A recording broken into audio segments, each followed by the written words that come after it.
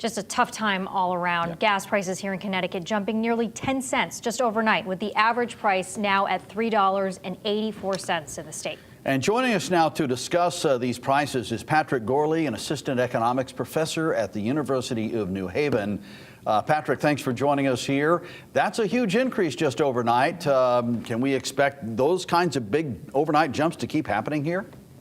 Yeah, like you said, I mean, when you look at gas prices, just the fact that it's gone up by over 20 cents in a week, 30 cents in a month, and over $1 in the last year, we really haven't seen numbers that sharp, increasing that sharply in a long time. For the future, I definitely think they'll be higher next week than they are this week.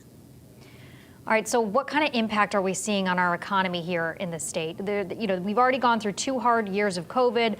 We have a supply chain crisis where, groceries, everything else is also rising, but gas prices are just the cherry on top of a very difficult time. Yeah, unfortunately, one of the worst things that can happen to an economy as far as a single product going up in price is gas. I was just looking at some numbers. In 2019, the U.S. economy consumed 7.5 billion barrels worth of gasoline when you go from oil to gas. So that just shows you that all of our economy is either directly or indirectly tied to gasoline. So you're going to see effects kind of down the line in a lot of different goods, especially if gas prices continue to rise. They could, even hit $4 a gallon, $4.20 a gallon, which I think the highest gas prices have ever been in the U.S. is $4.10 a gallon on average. So if that gets reached, it'll be similar to around the mid-2000s when gas prices were that high. Now, the U.S. and our allies just agreed a couple of days ago to release 60 million barrels of oil from strategic reserves, which can sound like a lot until you compare it to the number you just threw out of 2.5 billion barrels of oil. Are we going to see relief from that? No, that's really just kind of a fig leaf to cover a bigger problem. Ultimately, oil is traded on a world market. Again, billions of gallons a year used just in the United States alone. So 60 million gallons is kind of a figurative drop in the ocean. Patrick, you touched on this, but regardless of what's happening in Ukraine, I was reading that gas prices usually spike up between March and Memorial Day, which means that we're not likely to see those peak prices right now. As you said, next week you think it's even going to go up.